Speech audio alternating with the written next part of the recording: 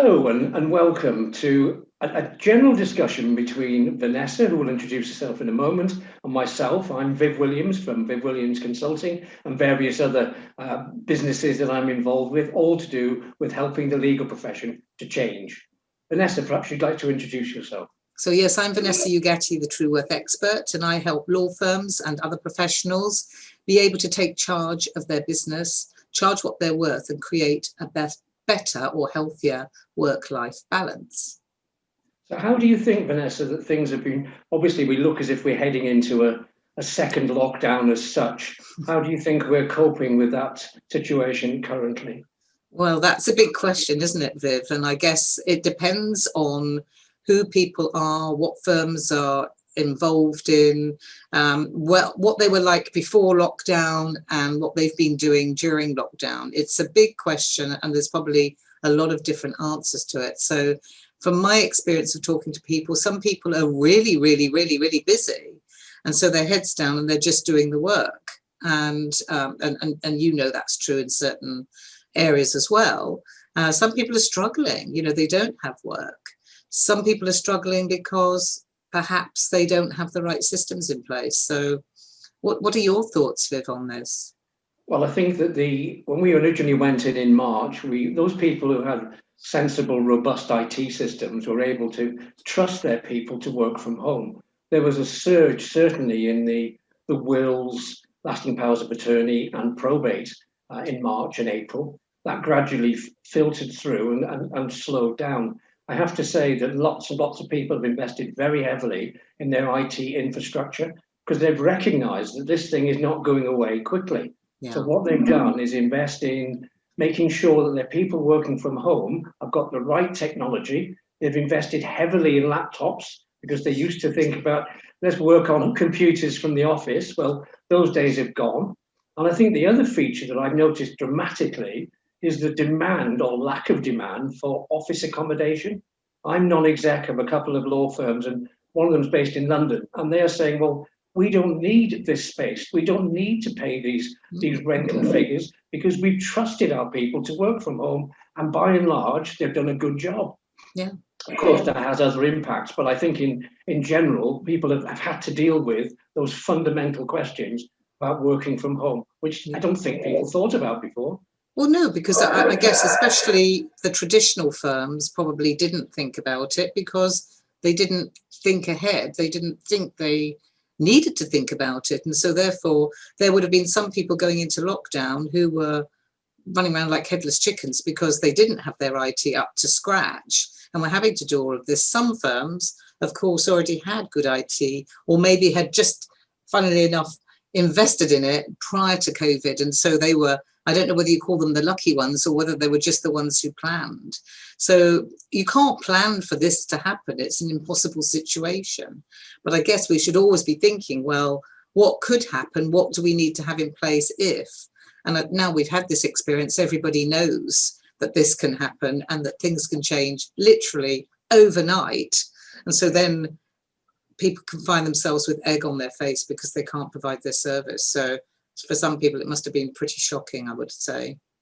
There were a number of firms who hadn't got the facilities to let people work from home. So invariably, their staff complained bitterly because they were being forced to come into the office to actually, even in a COVID safe environment, they still weren't comfortable about having to go into a working environment like that. So I think those firms will suffer longer term. As soon as the staff can leave, they will. Yeah. I think we've started to see lots of high salaried non-fee earners being made redundant. Yeah. I've seen HR directors, financial directors, business development, marketing people, all losing their jobs in the last few months, usually since the furlough system was coming to an end. And the conversations I'm having currently are looking very carefully, department by department, whether they need the numbers of people for the work they do. Certainly support staff have gone. I found a big swing to outsourcing some of those facilities because they can do it elsewhere. And I think the marketplace will never, ever go back to where we were pre-March. I think that's something we have to all accept, that the change is so significant. And sadly, the legal profession perhaps been very slow to adapt to change over the years. We've noticed that the way they operate, their structures from the partnership model. Although it's moving slowly, gradually we've seen more and more corporate governance coming into the legal profession. But it has been a very slow process. And when you consider that it's only 12 years ago, a law firm had to be a partnership. They had no choice. Yeah. And it's only in 2007 they were allowed to become a limited company. And now we have 68% of the profession, either limited or LLP, away from the old-fashioned partnership. And that does change the way that people think, because the partnership model allows people to take all their funds out of the business and retain nothing. And that's what most lawyers did. And what we're seeing now is a gradual change in floated companies, incorporated bodies, and we're starting to see people like myself becoming non-exec on the board of a law firm who actually changes from within the structure behind their business. And they think differently then, but it does take time. And I think we are what this has done through COVID has just brought it all to a significant head and made people change perhaps more quickly. One could argue they should have done it a long time ago, but I think what it's done is made them do things that they perhaps didn't want to do. But that world is changing. So, well, you know, that's just human nature as well, Viv, because people don't really like change. And let's be honest again. Often lawyers, the personality type is averse to change.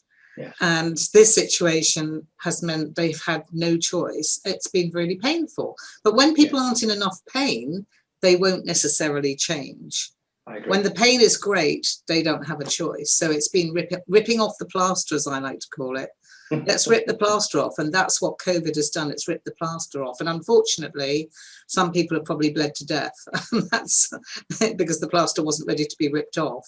Other people will have gained from it because they were already ready and they were in that mindset of changing, developing, growing, looking forward, not staying in the past. And I think for all of us, regardless of whether we're law firms or other things, we've got to be always looking to evolve or die. And that really has got to be the message to people. It's evolve or die. Like it or not, if you don't like change, you need to get on board with it because you really don't have a choice. And enjoy the ride of it. Enjoy the ride. It's an emotional roller coaster, but hey, that's life. It's been an interesting experience to look at the way that firms have approached their professional indemnity insurance renewal. About 70% of firms renew their premiums still on the 1st of October. And they were pre-warned much earlier through COVID that through home working, the potential risk and claims, the insurers were looking very carefully at the way that firms were handling these issues.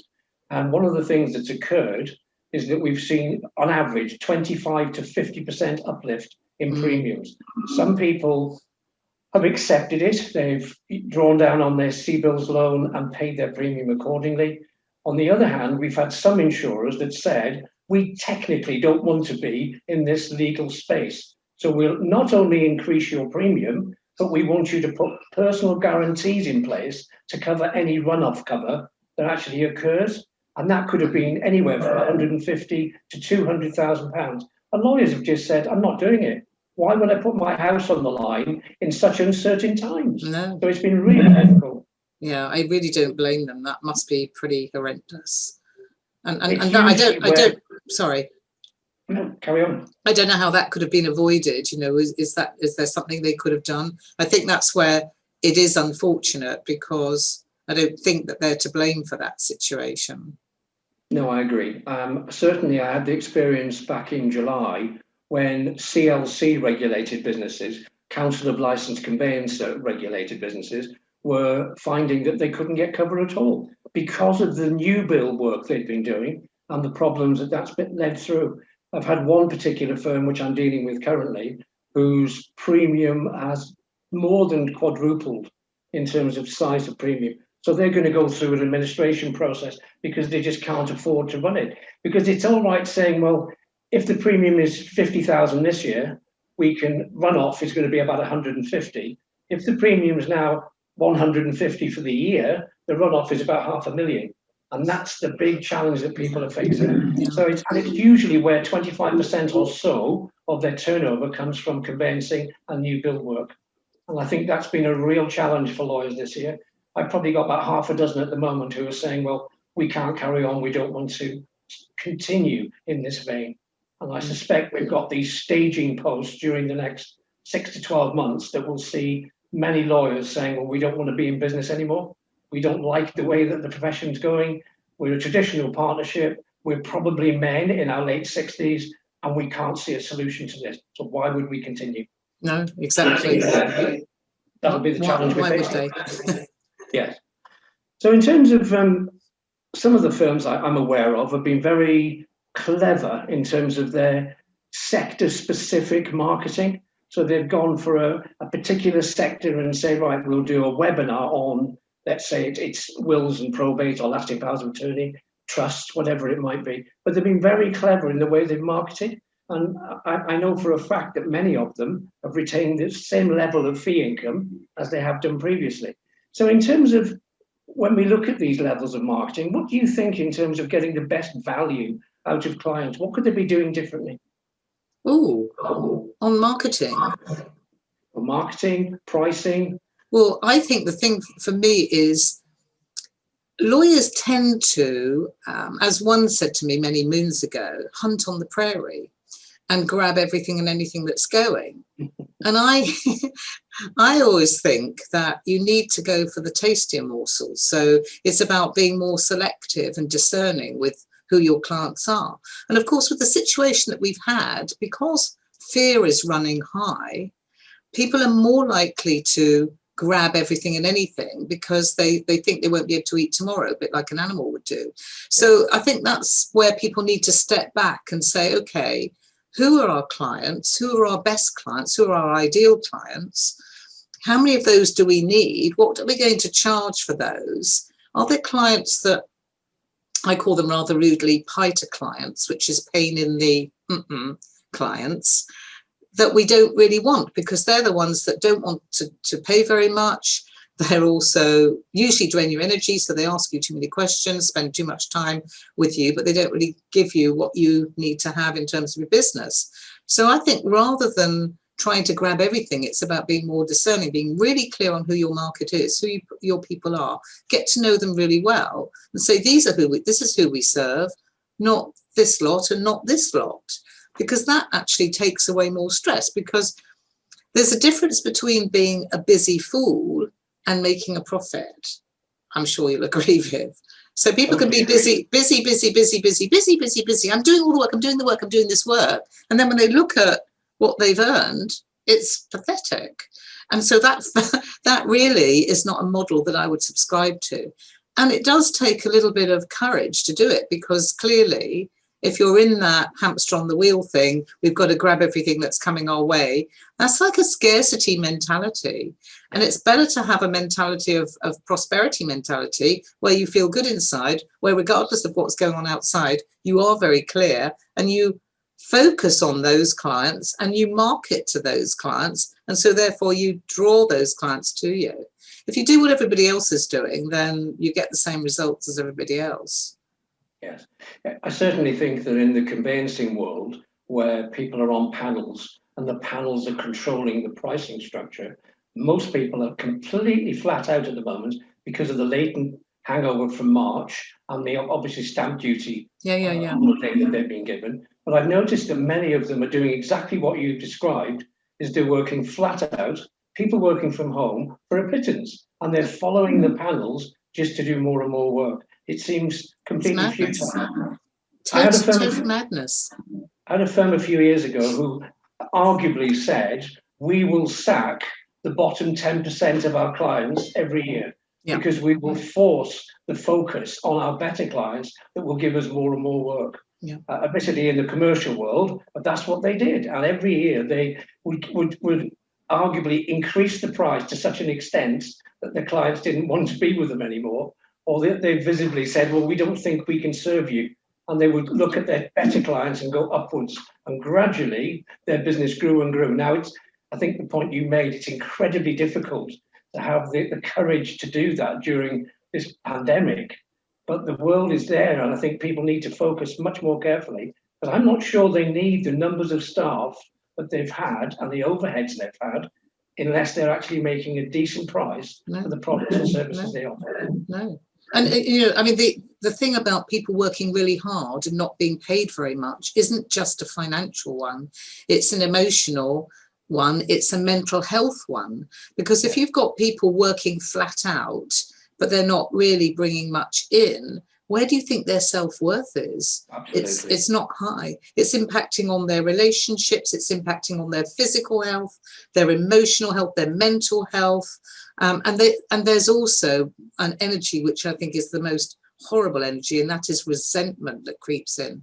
Because even if it's not impacting their salary, still, if you've trained to do something and you do something really well, if you're not being paid very well for it, there is resentment. And resentment is a negative, destructive energy which will not do people any good. So not only have you got your profits not being there, but you've also got your staff in a mess, physically and mentally. So how can that be a good thing for any firm? We should be not paying lip service to mental health and what have you, making sure people really are looked after. And part of that is making sure that you are working with the right clients and charging properly. People are not slaves to their clients. You know, it's an engagement, isn't it? I provide a service, you give me some money in exchange. That's what the situation is. It shouldn't be, I'm a slave and you trample all over me and don't pay me very much. That is not how it should be ever. And when people are in that space, that coming from fear, you know, I always maintain that decisions made based on fear do not work. Yes. So you can't make a decision based on feeling fearful because it won't work. It's a knee-jerk reaction. I don't know whether you've come across this, but the experience of how well people have looked after their staff during COVID, I think will be a big impact on when the opportunity for those people to leave and go elsewhere. That's the first thing they'll do if you haven't been looked after properly. Yeah. And I've noticed that comment coming back from a number of firms who've taken the view that we will grab everything, we will drive you into the ground and will not value you. And I think that's a big difference in terms of change and what we'll see in terms of staff moving around the market. Yeah, that will not work. Those firms who are doing that, they will not survive because their staff in the end, as you say, won't tolerate it. And of course, it's interesting how the word value comes up, not just from a financial perspective, but from an emotional one, in the sense that if you don't value your staff, they won't really value you either, and they won't have any reason to stay with you. And when they are working with you, if you're not valuing them, they're resenting you. Remember that negative energy? They're resenting you. And so therefore, it's not going to work for anybody. Valuing staff is important. Valuing your clients is important. Valuing yourself, valuing your business. Everything needs to be valued, but not one against the other. Yeah. Not one against the other. In my book, anyway, it's just my opinion. That's how I feel about it all. I agree with you. I think it's absolutely essential that staff, the best quality staff. Now, in some cases, I think firms have used the opportunity of COVID to get rid of people who haven't been particularly good performers. And I've noticed that with a few firms as well. Now, that may be a justifiable reason for their point of view, but the better quality staff, which will always be required to deliver legal services, I think should have been looked after and valued. So I don't think that's a big difference. Yeah. I don't know if have you seen a swing towards a new way of delivering legal services? Oh, definitely. What the ABS firms ABS, growing. The process, the structure, the way that things are changing. I think the traditional law firm, the COVID has actually had a big impact on the way they operate. And I just wonder if the Gazette's talking about 70% of the high street disappearing. Where are those people going to buy their legal services from? Oh, I don't know. I really don't know. I guess they can find people online. I mean, you don't have to have premises, do you, to provide a service, you know, with Zoom, etc.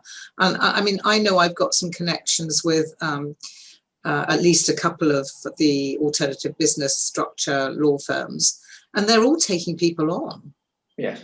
They're all taking people on. So this is the other side of the coin. You know, at the moment with what's going on in the world, there seem to be massive extremes, if you like, of what's going on. So you hear these really amazing stories of people doing really well and thriving, and then you hear these dire stories of people not doing well. So it seems to me the ABS firms are taking people on, and of course they can be selective, and it's a great time to take people on, isn't it? Because those good people who are thinking, not sure that this firm is really for me anymore, they've not looked after me properly, etc., etc., I don't trust that they're going to be able to sustain me, are looking at these firms that are very focused on forward thinking, etc., and actually really nice people. That's what I found. Really, really lovely, down to earth, normal people are taking advantage of those good people who are leaving and snapping them up and saying, come and work with us, and we have a different way of doing things. I was talking to a managing partner of a top 100 law firm a few weeks ago, and she was telling me they've taken on 40 new partners during COVID. Wow. So they've taken on the better quality people because they know they've got a following, and because they've got the funding behind them to drive the business forward, they've actually grown on the back of it. It's a very fascinating time. So I think you're right. It's the haves and the have-nots, those who've embraced change, who are dealing with it and are growing. And I think the other part of that, of course, is consolidation. I've certainly seen the conversations going through, and perhaps it's somewhat dictated to because of the PI position, but firms are basically saying, we just don't see a future. So therefore the consolidation is starting to creep in. And you may have seen in the legal press recently, there's a large number of consolidators who are actually looking to grow by acquisition. So we're seeing, I think we will see those progressive firms with funding behind them getting stronger and acquiring some of our weaker counterparts who can't actually focus on what the opportunity lies. So I think when the Gazette talks about mergers, I think that trend will continue considerably over the next 12 months. If you feel that's something that you've come across. Well, yes, and obviously because I've been talking with you, then I'm more aware of the fact that mergers are happening, and it makes complete sense, doesn't it? Because if a firm is struggling and they can join with somebody who's in a stronger position, it makes sense that that's definitely going to be happening. So you're going to have a big smile on your face. Well, I've been dealing with quite a few of the insolvency practitioners over the past few months, and I have to say it seems to be that the trend is legal aid. That's where the big challenges lie. And the firms who are in the marketplace with fast track RTA work, for example, which they can't really justify running that department from next April, because once the civil liabilities bill comes into force, they can't make any money. So there's been various options out there for them to move that department on and share 50% of the spoils at some point in the future. But those opportunities have to be recognised and seen. I'm also seeing individuals that are saying, well, I don't believe I've got a future with this firm. So we're seeing significant growth in the new consolidator models for individuals as well. So we're starting to see partners, senior fee earners, going to work for these consolidators with a fee share, with a PI covering and maybe some admin support. And those are growing trends. And I think we wouldn't have even thought about this a few years ago. No, needs must and all the rest of it. Yes. So individuals are moving on as well. So I think we're starting to see more and more of these leaving and going off in their own direction. And it's interesting how the traditional law firm that would work on the high street, that would have people coming in and coming through the door to actually buy legal services, I think we're starting to see a significant trend of online transactions. We're starting to see consolidations. We've got IFAs actually buying law firms because they believe there's an opportunity to, particularly on the private client side, to develop a will bank. And when you look at some of these IFA firms, what they do well is that they look at fact finds. In other words, they find out what the person actually wants and what they need. And they spend a lot more time looking under the bonnet, if you like, of the relationship before they come up with a solution. So I think there's going to be a big swing towards financial services, acquiring wills, will banks, etc., etc. That seems to be a trend that I'm seeing. I think we're going to see a very different world for legal services in the next 2 to 3 years. I think it'll be very different. I'm sure you're right. I'm sure you're right. There's going to be continual change. And I think it's, get comfortable being uncomfortable, folks. We're on the change. We're on the change, definitely. So I think it's really about making sure people are wide awake and Yeah. seeing what's going on and looking at the trends and not hiding their heads in the sand, because I think often people do that, you know, try and avoid situations. You can't avoid it. This is happening, folks, and you need to be wide awake and just get used to change. Change is inevitable, and it's going to continue more and faster probably than we've ever experienced in our lifetimes. And those of us who've been on the planet quite a few years, like you and I, Viv, we've never seen anything like this, have we? So we've never seen anything like this before in our lifetime. So it is incredible, but it's also fun. I think it's an exciting dynamic that we hadn't considered. I think it's the people who will not adapt to change and changing the way they price their services and put value in there. One of the things I've certainly noticed is that chasing prices downwards, and I know we have this transparency that the SRA are insisting upon on websites, but I don't think people want cheap. I think they want real value. Now, I know you're an expert on creating value within pricing for law firms. I mean, how do you think they should approach their pricing strategy? Yeah, it's a challenge, isn't it? Because as you say, they have to, because of what the SRA has said, have put their prices on. So I think how they word it on their website's incredibly important. They need to get across that it's better for clients to have a conversation with them so that they can really understand the value of what they deliver. Because if people are just looking at websites and saying, oh, that person does it for that, or that firm does it for that, that firm does it for that, are they actually comparing like with like? And the chances are they're probably not, because some firms might be transparent and fair about it, and others might be saying, oh, this is what it costs to do this, but then there's 1,000,001 add-ons that they chose not to say in the big writing that would come later on. But if you want this, this and this, it's going to be more. Whereas another firm might be really upfront and say, oh, this is what you need, and so therefore it costs this. So then you're not comparing like with like. It's unfair. But unfortunately, Joe Blogs in the street doesn't know that. So what you put on your wording on your website is key. You've got to put some effort into making sure that you grab people to know that it isn't just about the price, it is about the value, and it's about who you're working with, whether you trust the people providing the service. Because as I always say, in every profession, it doesn't matter what it is, there are always a huge range of prices from the bottom end to the top end. And it's a question of where you want to put yourself. People don't buy on price alone. Some people do, but then they're not very bright. And they're probably those fighter clients that you don't actually want. So they can go away. Thank you very much. Go and choose the cheap stuff. You'll find it won't work, and then you'll come back maybe. And then perhaps we can help you then. Focus on people who understand about value and are looking for value. That's what people need to do. So be careful what you're putting on your website. That's what I would say. That's really good advice. And I suppose we thought we'd have this general discussion about what the future holds. I know it's virtually impossible to predict what the future holds, but if you were going to focus on one thing, what would you advise law firms to do in the current climate? I think we've really said it all, haven't we, in what we've been talking about in the last however long we've been talking, is to really focus on value. Yeah. Valuing your business, valuing your clients, and valuing your staff. So you create that balance. Not thinking you're going to work with everybody and anybody, because everybody and anybody isn't necessarily who your clients are. That's what I would say.